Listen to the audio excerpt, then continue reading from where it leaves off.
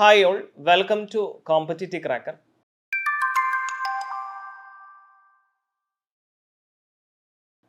നമ്മുടെ RRB എക്സാമിൻ്റെ notification വന്ന് അത് അപ്ലൈ ചെയ്യാനുള്ള ഒരു ഡേറ്റ് അവസാനിച്ചിരിക്കുകയാണ്. ഇനി നമ്മളെല്ലാവരും കാത്തിരിക്കുന്നത് ആ ഒരു എക്സാം എന്ന് വരും എന്നുള്ളതാണ്. നമുക്ക് ലഭിക്കുന്ന സൂചനകൾ പ്രകാരം ജൂലൈ ഓഗസ്റ്റ് മാസം 2025 ജൂലൈ ഓഗസ്റ്റ് മാസങ്ങളിൽ ഈ പരീക്ഷ നടക്കാനാണ് സാധ്യത.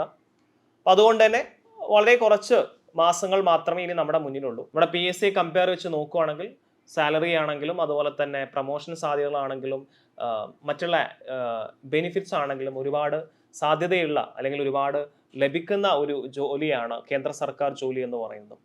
അപ്പം അത് ലഭിക്കണം എന്നുള്ളത് പലരുടെയും ഒരു സ്വപ്നമായിരിക്കും. അപ്പോൾ ഈ വരുന്ന RRB ഗ്രൂപ്പ് ഡി എക്സാം എന്ന് പറയുന്നത് ഈ ഒരു എക്സാമിൽ നമുക്ക് 100 മാർക്കിൻ്റെ എക്സാം ആണെന്ന് നമുക്ക് എല്ലാവർക്കും അറിയാം. 90 മിനിറ്റ് ആണ് നമ്മുടെ ആ പരീക്ഷാ സമയം. കമ്പ്യൂട്ടർ ബേസ്ഡ് എക്സാം ആണ്. അപ്പോൾ കുറച്ച് പേർക്കെങ്കിലും ഇതിനെക്കുറിച്ച് ധാരണ ഇല്ലാത്തവരുണ്ടാവും. അപ്പോൾ അതിന് വേണ്ടിയിട്ടാണ് ഞാൻ ആ ഒരു എക്സാമിൻ്റെ ആ ഒരു സിസ്റ്റം ഞാൻ പറഞ്ഞത്. ഇനി ഈ തമ്പിൽ കണ്ടതുപോലെ എങ്ങനെ നമുക്ക് ഒരു 80+ മാർക്കൊക്കെ നല്ല രീതിയിൽ ഒരു ഓൾ ഇന്ത്യ എക്സാം നടക്കുന്നതുകൊണ്ട് തന്നെ നല്ല രീതിയിൽ കോമ്പറ്റീഷനാണ്. അതുകൊണ്ട് തന്നെ നല്ല രീതിയിൽ സ്കോർ ചെയ്താൽ മാത്രമേ നമുക്ക് ആ ഒരു നമ്മൾ പ്രതീക്ഷിക്കുന്ന ആ റിസൾട്ടിലേക്കും ആ ഒരു ജോലി കൺഫേം ചെയ്യാൻ പറ്റുള്ളൂ നമുക്ക്. അപ്പം അതുകൊണ്ട് തന്നെ ഈ ഒരു എക്സാമിൽ 80+ മാർക്ക് അല്ലെങ്കിൽ നല്ലൊരു മാർക്കിലേക്ക് നമുക്ക് എങ്ങനെ എത്താൻ സാധിക്കും, അതിനുള്ള 1-2 പൊടിക്കൈകൾ മാത്രമാണ് ഈ വീഡിയോയിൽ ഞാൻ പറയുന്നത്. അപ്പോൾ നമ്മുടെ സിലബസിലേക്ക് നോക്കിക്കഴിഞ്ഞാൽ നിങ്ങൾ ഏതൊരു എക്സാമിനെ പ്രിപ്പയർ ചെയ്യുകയാണെങ്കിലും ആദ്യം നിങ്ങൾ പ്രിൻ്റ് ഔട്ട് ചെയ്ത് വെക്കേണ്ടത് ആ സിലബസ് ആണ്. നമ്മുടെ ഒരു PSC എക്സാം പോലെ ഒരിക്കലും ഈ RRB എക്സാമിനൊന്നും ഒരു സിലബസിന് വീണ്ടും സബ് ടോപ്പിക്സ് ആയിട്ട് കൊടുത്തിട്ടില്ല. അതായത് ഹിസ്റ്ററിയിൽ ഏതൊക്കെയാണ് പഠിക്കേണ്ടത് അതിനെക്കുറിച്ച് കൊടുത്തിട്ടില്ലെങ്കിൽ പോലും ചെറിയൊരു ധാരണ നമ്മുടെ നാഷണൽ ലെവൽ സൈറ്റുകളൊക്കെ ലഭ്യമാണ്. അത് പ്രകാരം 25 മാർക്കാണ് നമ്മുടെ ജനറൽ സയൻസ് എന്ന് പറയുന്നത്. പിന്നെ 20 mark current affairs plus GK ആണ്. ദെൻ 50 മാർക്ക് ആണ് ഏറ്റവും ഉള്ള വെയിറ്റേജ് ഉള്ള ഗ്രൂപ്പ് ഡിയിൽ ഏറ്റവും ഉള്ള വെയിറ്റേജ് ഉള്ള ഒരു ടോപ്പിക്കാണ് മാത്സ് അല്ലേ. 50 മാർക്കോടെ മാത്സിനാണ്. ഏകദേശം റീസണിങ്ങും അതുപോലെ തന്നെ ജനറൽ മാത്സും ആയിട്ട് 50 മാർക്ക് വെയിറ്റേജ് ഉണ്ട്. അപ്പോൾ ഈ പരീക്ഷയിലെ ഒരു കീ റോൾ എന്ന് പറയുന്നത്, അത് കീ ഫോക്കസ് ഏരിയ അല്ല കീ ടോപ്പിക് എന്ന് പറയുന്നത് ആർക്ക് തന്നെയാണ്, മാത്തമാറ്റിക്സ് തന്നെയാണ്. 50 മാർക്കിൽ നല്ലൊരു ശതമാനം മാർക്ക് നേടാൻ സാധിക്കുകയാണെങ്കിൽ തീർച്ചയായിട്ടും നിങ്ങളുടെ റാങ്ക് ആ ലെവലിലേക്ക് എത്താൻ സാധിക്കും. സോ ആദ്യം നിങ്ങൾ സ്ട്രെങ്ത് കൂട്ടേണ്ടത് ആ മാത്സ് തന്നെയാണ്. നമുക്ക് ചില എക്സാമിൽ പറയാറുണ്ട്, ഇപ്പോൾ PSC എക്സാം ഒക്കെ നോക്കുമ്പോൾ മെയിൻസ് എക്സാമിൽ 10 മാർക്ക് മാത്സിന് വെയിറ്റേജ് ഉള്ളൂ.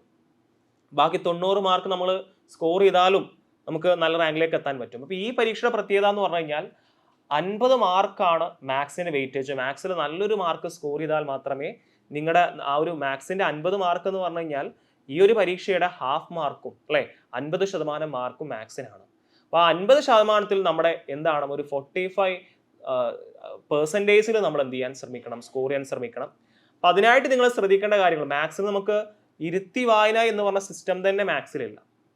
നമ്മൾ ചെയ്യേണ്ടത് എന്താണ്, ഒരു പേപ്പർ എടുക്കുന്നു, അതിൻ്റെ മാത്സ് ക്വസ്റ്റ്യൻസ് എടുക്കുന്നു, അത് സോൾവ് ചെയ്യുന്നു, അടുത്ത പേപ്പർ എടുക്കുന്നു. അപ്പോൾ സോൾവിങ് വളരെ ഇമ്പോർട്ടൻ്റ് ആണ്. കാരണം 90 മിനിറ്റ് ആണ്, കമ്പ്യൂട്ടർ ബേസ്ഡ് എക്സാം ആണ്. ഈ 50 മാർക്ക് മാത്സിനായതുകൊണ്ട് തന്നെ മോസ്റ്റ് ഓഫ് ദി ടൈം ഈ എക്സാമിൽ മോസ്റ്റ് ഓഫ് ദി ടൈം നിങ്ങൾ ചെലവഴിക്കുന്നത് ഈ മാത്സിലായിരിക്കും. സോ വിത്തിൻ ടൈം നിങ്ങൾക്ക് ഈ 100 ക്വസ്റ്റ്യൻസും നിങ്ങൾക്ക് ഒരു തവണയെങ്കിലും വായിക്കാൻ സാധിക്കണമെങ്കിൽ മാത്സ് നന്നായിട്ട് നിങ്ങൾ എന്ത് ചെയ്യാൻ സാധിക്കണം, അത് കറക്റ്റ് കൺട്രോൾ ചെയ്യണം. നിങ്ങളുടെ കൺട്രോളിൽ വരുത്തണം മാത്സിന്.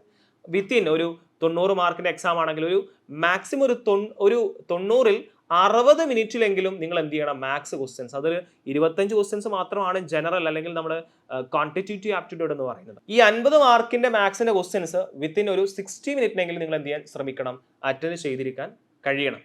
ബാക്കി 50 മാർക്ക് നമ്മുടെ GKയും അതുപോലെ തന്നെ കറണ്ട് അഫയേഴ്സ്, ജനറൽ സയൻസ്, ഈ 3 ടോപ്പിക്കിനുവേണ്ടി നിങ്ങൾ അത് 50 മാർക്കാണെങ്കിലും 1 മിനിറ്റിൽ പരമാവധി 2 ക്വസ്റ്റ്യനെങ്കിലും നിങ്ങൾ എന്ത് ചെയ്യാൻ ശ്രമിക്കണം, അറ്റൻഡ് ചെയ്യാൻ ശ്രമിക്കണം. അപ്പോൾ അതിനെക്കുറിച്ച് നമുക്ക് മാറ്റി നിർത്താം.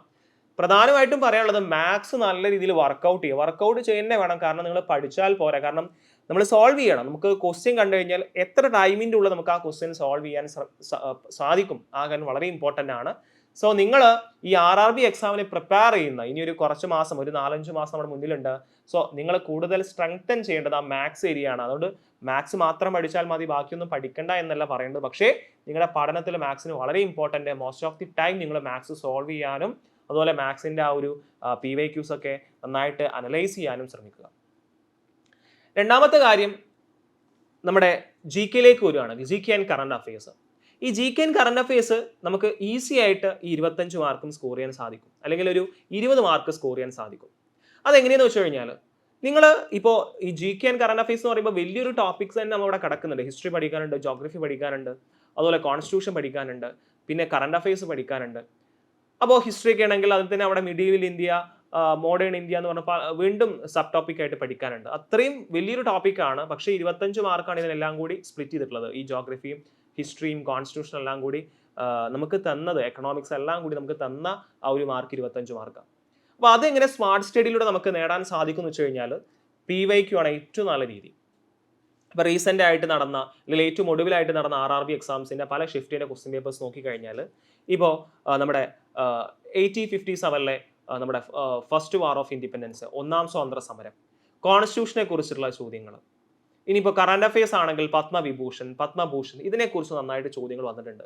സോ ആ മേഖല നിങ്ങൾ എന്ത് ചെയ്യുക, A to Z പഠിക്കാൻ ശ്രമിക്കുക. കറണ്ട് അഫയേഴ്സ് ആണെങ്കിൽ പത്മഭൂഷണൊക്കെ A to Z ഒരു നാഷണൽ ലെവൽ എക്സാം ആയതുകൊണ്ട് തന്നെ നമ്മൾ മലയാളികളെ മാത്രം അറിഞ്ഞിരുന്നാൽ പോരാ. നാഷണൽ ലെവൽ പ്രധാനപ്പെട്ട വ്യക്തികളുണ്ടാവും, ദേശീയ തലത്തിൽ പ്രധാനപ്പെട്ട വ്യക്തികളുണ്ടാവും. അവരെ കൂടി നിങ്ങൾ കൂടുതലായിട്ട് ഫോക്കസ് ചെയ്യാൻ ശ്രമിക്കണം. ക്ലിയർ ആണല്ലോ? അത് വളരെ ഇമ്പോർട്ടൻ്റ് ആയിട്ടുള്ള ഒരു കാര്യമാണ്. ക്ലിയർ ആണല്ലോ?